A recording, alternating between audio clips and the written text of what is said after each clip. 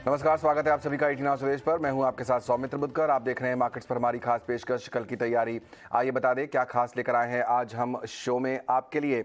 सबसे पहले नजर होगी हमारी आज कमोडिटी में, जिस तरह की रिकवरी दिख रही है धीरे धीरे। कच्चा तेल हमने देखा कल करीब 10% टूटा, उसके बाद कोशिश हो रही है कुछ रिकवरी की, और बाकी कमोडिटीज़ भी धीरे धीरे निचले स्तरों से रिकवरी की कोशिश दिखा रही हैं। उसका क्या मायना है, कैसे समझना चाहिए शेयर बाजार के लिहाज से, पूछेंगे अपने एक्सपर्ट से। एफएमसीजी शेयरों के लिए ट्रिगर क्या है, क्योंकि उनमें अच्छी खासी तेजी देखने को मिल रही है, वो भी होगा फोकस में। साथ ही साथ कल के लिए कुछ दमदार ट्रेडिंग आइडियाज भी।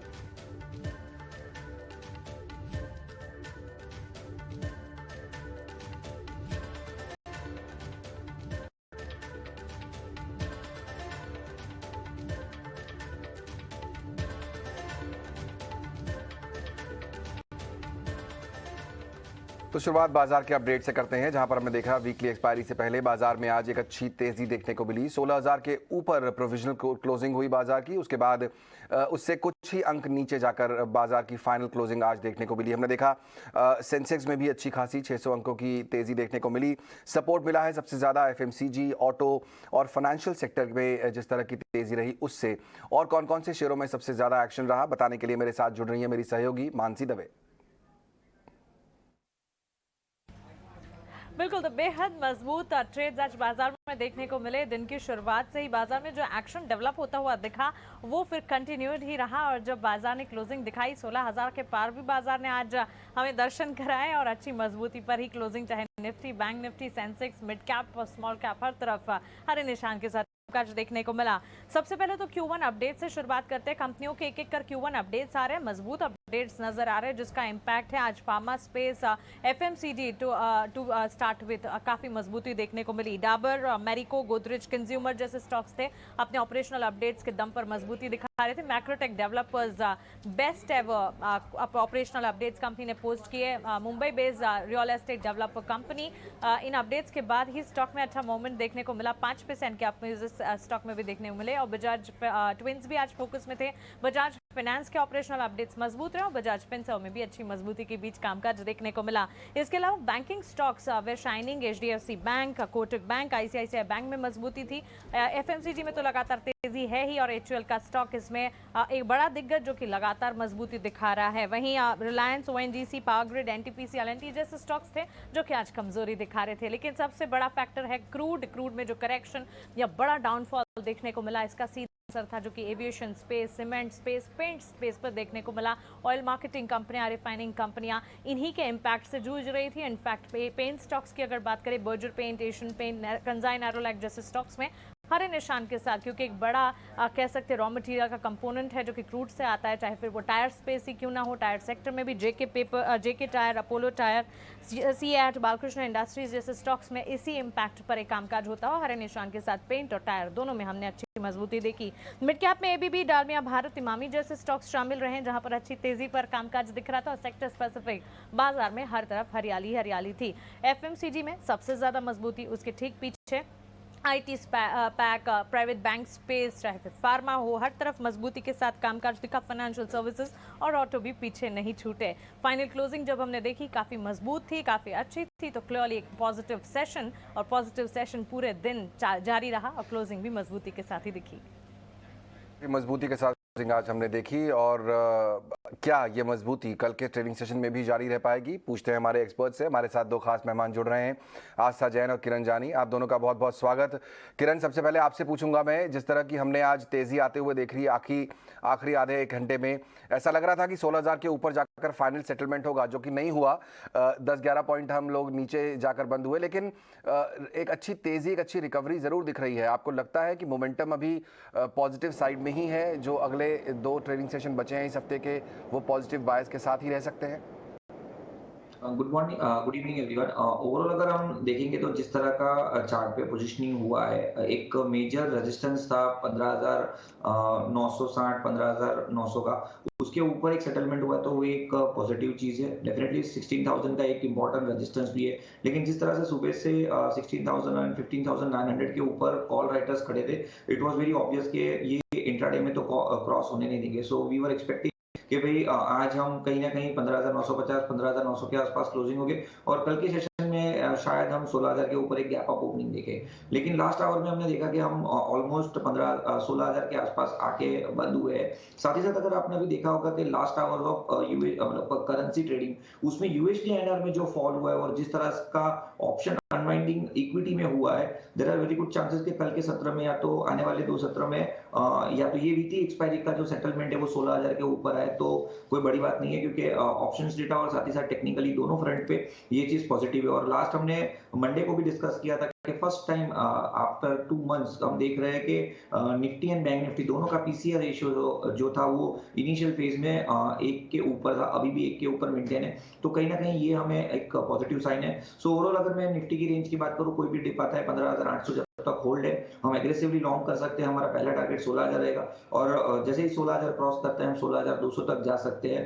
बैंक की मैं बात करूं तो 33,800 33,900 is a very good support. कोई भी डिप आता है so we have to go long for the target of 34,500 और जैसे ही 34,500 के ऊपर अगर हम सस्टेन हो गए सो वहां से एक दूसरी 600 से 700 पॉइंट की रेंज खुल सकती है। सो दोनों इंडाइसेस में बाय ऑन डिप की ही हमारी स्ट्रैटेजी रहेगी। हो या बैंक निफ्टी, दोनों में बाय ऑन डिप्स की ही स्ट्रैटेजी रहेगी। यहाँ पर एक बार 16,000 के ऊपर निफ्टी गया तो फिर उसके बाद 16,200 तक के लेवल देखने को मिल सकते हैं। कमोडिटीज पर भी फोकस कर लेते हैं पहले, उसके बाद आस्था से भी चर्चा शुरू करेंगे क्योंकि कमोडिटीज मार्केट में हमने देखा था काफ़ी ज़्यादा गिरावट देखने को मिली थी और उसके बाद आज कुछ रिकवरी की कोशिश हो रही है। लेकिन क्या वजह है इस गिरावट की और किस तरह का एक्शन पूरे कमोडिटी बाजार में दिख रहा है? मेरे सहयोगी विश्वमोहन जुड़ गए हैं मेरे साथ। अब विश्वमोहन, इतनी ज़्यादा गिरावट देखी हमने सबसे ज़्यादा कच्चे तेल में अंतर्राष्ट्रीय बाजार में, और उसके बाद अब धीरे धीरे रिकवरी की कोशिश हो रही है। कौन से फैक्टर्स इस समय प्ले आउट हो रहे हैं कमोडिटी स्पेस में?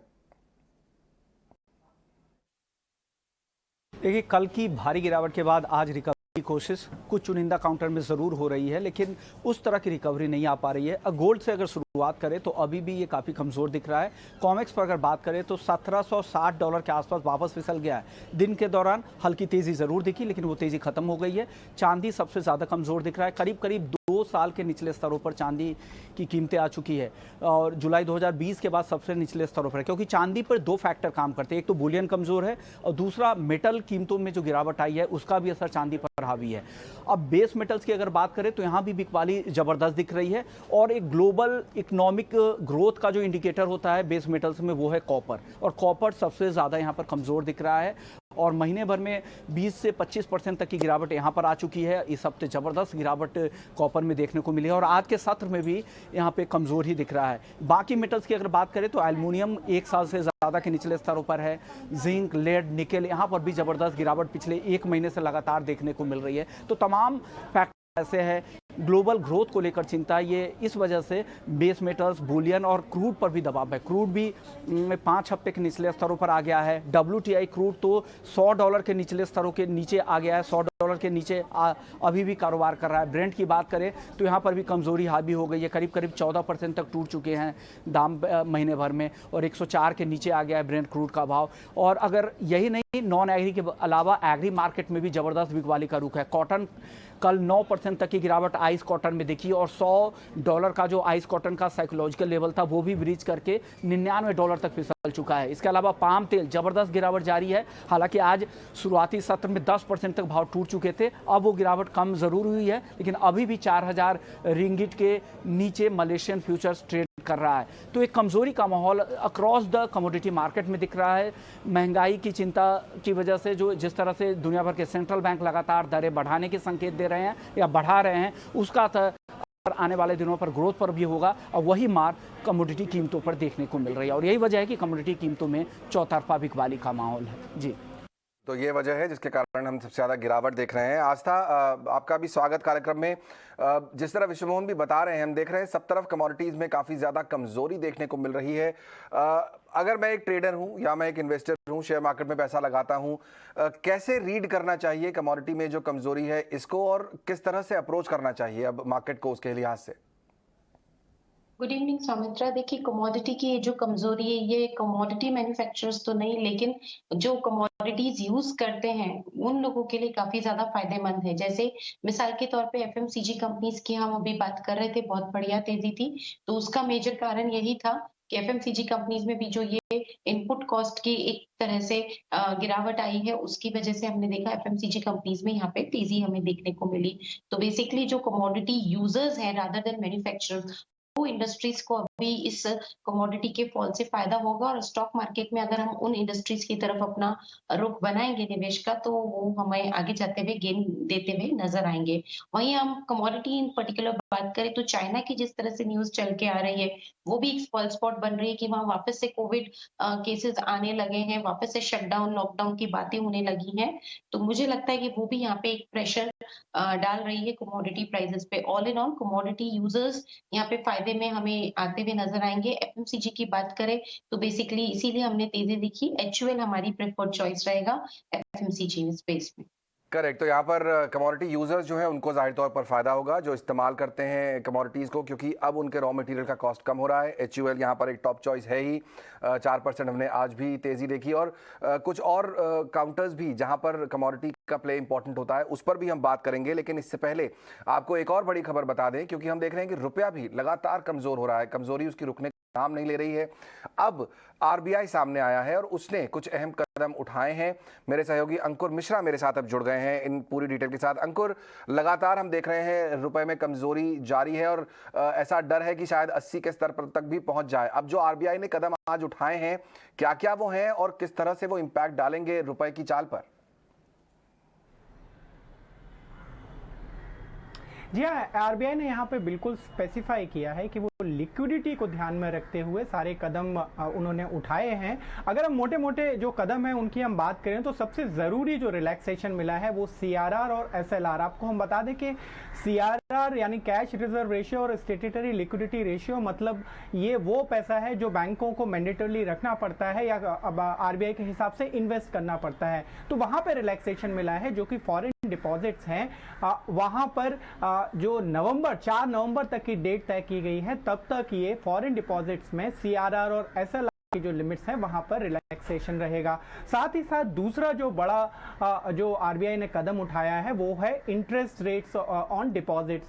यानी कि अभी तक जो अगर फॉरेन डिपॉजिट्स जब जुटाते थे बैंक्स, तो वहां पर एक ऑल्टरनेट रेफरेंस रेट की सीलिंग रहती थी। यहाँ पे अलग अलग पैमाने थे जहां पर 250 बेसिस पॉइंट की एक सीलिंग रहती थी एक लिमिट के लिए। और अब यहाँ पर आरबीआई यहाँ पे ये स्पेसिफाई कर रहा है कि वो सीलिंग जो है वो अभी के लिए हटा दी गई है। मतलब यही है कि जो बैंक हैं उनको अनुमति दे दी गई है कि फॉरेन करेंसीज में आप डिपॉजिट्स जुटा सकते हैं बिना किसी सीलिंग के। तीसरी जो इंपॉर्टेंट अनाउंसमेंट हुई है वो हुई है ईसीबी को लेकर। जो एक्सटर्नल कमर्शियल बोरोइंग की लिमिट थी 750 मिलियन पर ईयर, अब उसको बढ़ाकर 1.5 बिलियन डॉलर पर ईयर कर दिया गया है। तो ये सारे जो अनाउंसमेंट्स हैं वो आरबीआई ने यही इसीलिए किए हैं क्योंकि वो लिक्विडिटी सिस्टम में बढ़ाना चाहता है। साथ ही साथ फॉरेन इनफ्लोज आएंगे तभी शायद रुपए की जो कमजोरी है उसमें राहत मिलेगा। आरबीआई ने यह भी बोला है कि जब भी जरूरत पड़ी है, जैसे उन्होंने पहले इंटरवेंशन किया, वो आगे भी करते रहेंगे। बिल्कुल। तो कोशिश यहाँ पर आरबीआई की तरफ से ये है कि रुपए में जो लगातार गिरावट चल रही है उसे कैसे रोका जाए। बहुत शुक्रिया अंकुर इस पूरे अपडेट के लिए। तो ये तो बात हुई रुपए की, कमोडिटीज़ की हमने बात की, रुपए की बात की। अब बात करते हैं उन स्टॉक्स की जिन पर इम्पैक्ट पड़ेगा, क्योंकि जैसे आस्था ने चर्चा की शुरुआत कर ही दी है। एचयूएल अपना एक पिक बताया है। एफएमसीजी कंज्यूमर्स जो हैं, माफ़ कीजिए, कमोडिटी कंज्यूमर्स जो हैं उन्हें फ़ायदा होगा। एफएमसीजी उसमें सबसे ऊपर है। किरण, मैं आपसे जानना चाहूँगा यहाँ पर पेंट स्टॉक्स के बारे में। आज हमने देखा चूंकि कच्चा तेल पेंट कंपनियों के लिए एक रॉ मटेरियल है, कच्चे तेल में एक बड़ी गिरावट देखने को मिली। तो चाहे वो एशियन पेंट्स हो, बर्जर, कंसाई, नेरोलैक, इन सब में अच्छा खासा मूव देखने को मिला। क्या आपको लगता है इनमें से किसी स्टॉक के ऐसे चार्ट्स हैं कि यहां से मूव ये कैरी ऑन हो, हमें कोई पोजीशन लेनी चाहिए? क्या सलाह देंगे आप? ऑफ कोर्स एशियन पेंट में हम ध्यान रख सकते हैं क्योंकि जिस तरह से डेली चार्ट के ऊपर अभी पोजीशनिंग है, एक फॉलिंग ट्रेंड लाइन ब्रेकआउट दिख रहा है। साथ ही साथ अगर हम डेली चार्ट के ऊपर देखेंगे सो कप एंड हैंडल पैटर्न है। Cup and handle pattern inherently bullish pattern है, लेकिन यहाँ बॉटम में बन रहा है तो हम रिवर्सल पैटर्न के हिसाब से इसको ले रहे हैं। और जिस तरह से वॉल्यूम हो रहा है लास्ट 2-3 दिन से, इनफैक्ट आज का भी अगर आप वॉल्यूम देखोगे लास्ट 3 दिन से असेंडिंग मोड में हो रहा है और आज प्राइस परफॉर्मेंस जो हमें मिला है, सो ये एग्जैक्टली प्राइस वॉल्यूम ब्रेकआउट के हिसाब से हम कंसीडर करेंगे। सो अगर एग्रेसिवली तो नहीं, लेकिन बाय ऑन डिप्स की स्ट्रेटेजी के साथ हम एशियन पेंट में सजेशन देंगे। करंट मार्केट प्राइस या कोई भी नीचे में गिरावट आती है 2830 तक, तो वो एक लॉन्ग अपॉर्चुनिटी होगी। एक पोजिशनल स्टॉप लॉस हमें 2770 का मेंटेन कर रहा है, और जिस तरह का पैटर्न है, there are very good chances कि हम 3000 तक के टारगेट आने वाले 1 से 2 महीने में देख सकते हैं।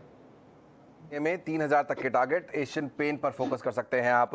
आज था टायर स्टॉक्स, ये भी एक ऐसे सेक्टर है जहां पर हमने देखा कि कमोडिटीज कंज्यूमर है, जैसा आप बता रही हैं, और आज हमने देखा भी इम्पैक्ट जेके टायर हो, सीएट हो, अच्छा खासा मूव इनमें देखने को मिला। क्या इन पर किसी ट्रेडर इन्वेस्टर को फोकस करना चाहिए, इनको लेना चाहिए अपने पोर्टफोलियो के लिए? देखिए, टायर स्टॉक्स के चलने के पीछे एक और कारण जो मुझे लगता है वो है ऑटोमोबाइल स्पेस में एक बढ़िया तेजी, क्योंकि अभी ऐसा हो रहा है कि ऑटोमोबाइल स्पेस में डिमांड निकल के आ रही है। वॉल्यूम्स ग्रो होने के चांसेस हैं आने वाले महीनों की, अगर मैं बात करूं, क्योंकि अब धीरे धीरे मॉनसून भी आगे बढ़ रहा है तो रूरल डिमांड भी आएगी। तो टायर स्टॉक्स के लिए यहाँ दोनों तरफ से एक तरह से टेलविंड है कि ऑटो सेक्टर में भी तेजी है, और प्लस यहाँ पे जिस तरह से हम बात कर रहे हैं कि क्रूड की एक जो गिरावट है रॉ मटेरियल कॉस्ट का भी है, तो इसी वजह से टायर स्टॉक्स ने यहाँ पे अपनी एक चाल दिखाई है। देखा जाए तो टायर स्टॉक्स में मुझे जो पसंद आता है वो अभी तो यहाँ पे एक जेके टायर रहेगा, और उसके अलावा जो दूसरा पसंद आता है वो सीएट है। लेकिन अगर बहुत लिमिटेड टाइम पीरियड के लिए अगर किसी को, क्योंकि लॉन्गर टर्म के इन्वेस्टमेंट की मैं बात नहीं करूंगी, उसके लिए मैं क्वार्टर नतीजे देखना चाहूंगी, क्योंकि पिछले क्वार्टर के नतीजे इतने अच्छे नहीं थे टायर स्टॉक्स के। तो शॉर्ट टर्म में एक तेजी का यहाँ पे फायदा उठाना चाहिए, लेकिन मीडियम टर्म और लॉन्ग टर्म के इन्वेस्टमेंट के लिए पहले नतीजों की यहाँ समीक्षा करनी चाहिए और उसके बाद फिर इन पे कॉल लेना चाहिए। ओके, तो पहले नतीजों का इंतजार करें, उसके बाद कॉल लें। हालांकि दो स्टॉक्स जो फोकस में आप रख सकते हैं वो है जेके टायर और सीएट। यहाँ पर अच्छी अपॉर्चुनिटी बन सकती है, नतीजों का इंतजार कर लें तो बेहतर ही है। एक चार्ट में चाहूंगा किरण आप देखें, और वो है ओएनजीसी का। लगातार कुछ दिनों से गिरावट है, सरकार की तरफ से जो खबर आई यहाँ पर विंडफॉल टैक्स लगाने के बाद, उसके बाद ये स्टॉक गिरता ही जा रहा है। लेकिन ओएनजीसी जैसी बड़ी कंपनी अच्छे फंडामेंटल्स के साथ अब तो चार्ट्स ही देखने होंगे, क्या लगता है कुछ और गिरावट बाकी है?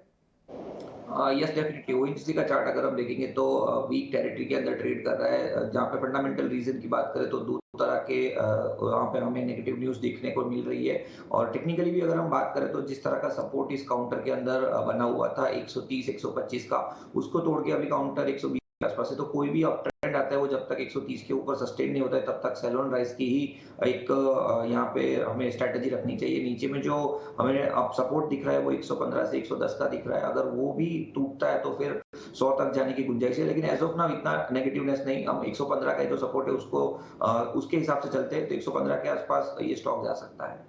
115 तक जाने की संभावना है। सेल ऑन राइज की स्ट्रैटेजी ओएनजीसी में काफ़ी ज़्यादा कमज़ोरी हम देख रहे हैं पिछले कुछ दिनों से। एफएमसीजी कंपनियों की बात यहाँ चल रही है, और आपको बता दें कि इसमें जो है काफ़ी मजबूती देखने को मिल रही है। सेक्टर की जो प्रमुख कंपनियां हैं, गोदरेज कंज्यूमर, डाबर और मैरिको, इन्होंने अपना Q1 बिजनेस अपडेट भी जारी किया है। तीनों कंपनियों का बिजनेस अपडेट किस तरह का है ये बताने के लिए मेरे साथ जुड़ गई है मेरी सहयोगी विनी मोतीवाला। विनी, बताइए कैसी तस्वीर दिख रही है एफएमसीजी सेक्टर की?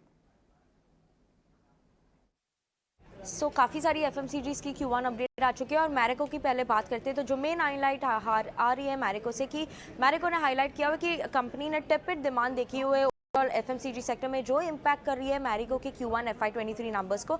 उसके अलावा जो सभी सेगमेंट्स हैं मैरिको के, वहाँ सब की सेगमेंट्स में डिक्लाइन दिखी है एक्सेप्ट प्रीमियम केयर सेगमेंट, जहाँ पे कंपनी ने रोबस्ट ग्रोथ देखी है। और जो तीसरी मेन हाईलाइट थी कि वो है कि कंपनी ने मार्जिन्स चूज़ किए हैं ओवर वॉल्यूम्स, तो इसीलिए इंडिया बिजनेस में वॉल्यूम डिक्लाइन एक्सपेक्ट कर रहे हैं। मैरिको में अराउंड मिड सिंगल डिजिट की वॉल्यूम ग्रोथ डिक्लाइन एक्सपेक्ट है, वाइल मार्जिन्स में एक्सपेंशन एक्सपेक्टेड है। बोथ ग्रॉस मार्जिन्स और इबिटा मार्जिन्स में एक्सपेंशन एक्सपेक्टेड है ये टाइम YOY बेसिस पे।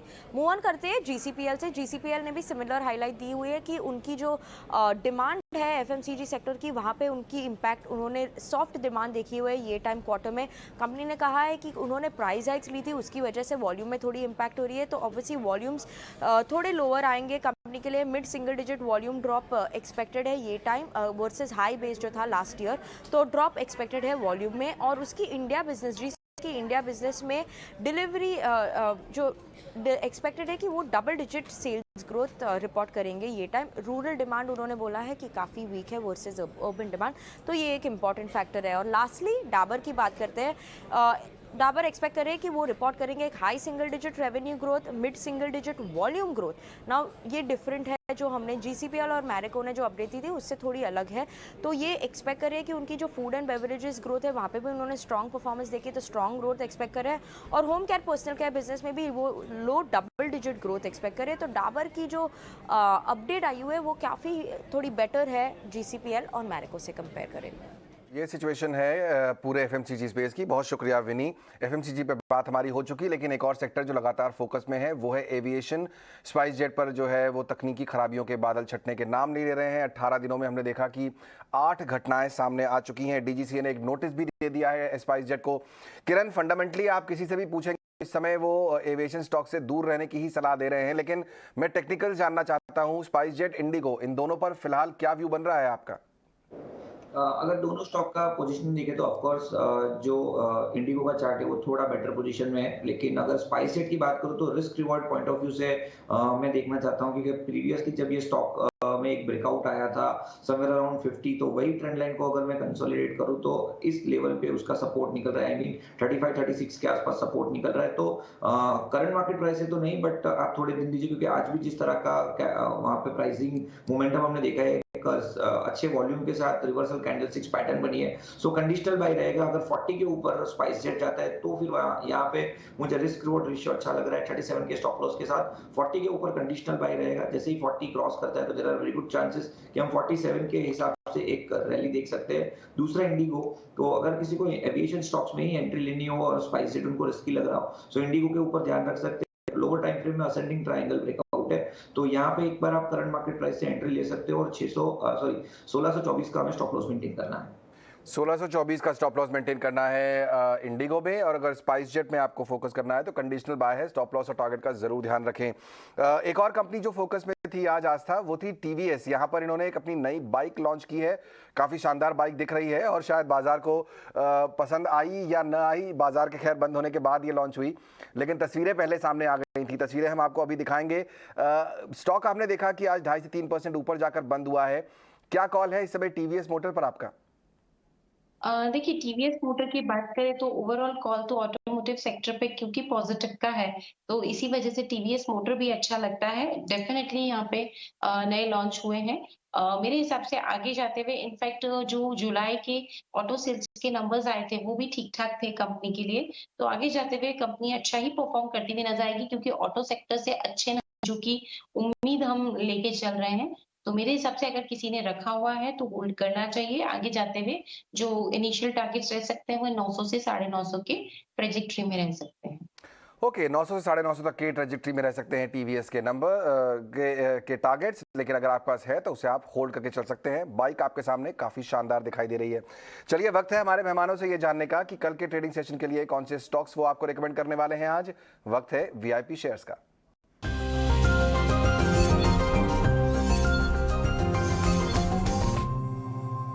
दोनों ही मेहमानों से मैं 1-1 मिनट का समय देना चाहूंगा, क्योंकि थोड़ी समय की कमी है। तो आस्था, आपसे शुरुआत करेंगे। बताइए कौन से स्टॉक्स आपके फोकस में हैं कल के लिए?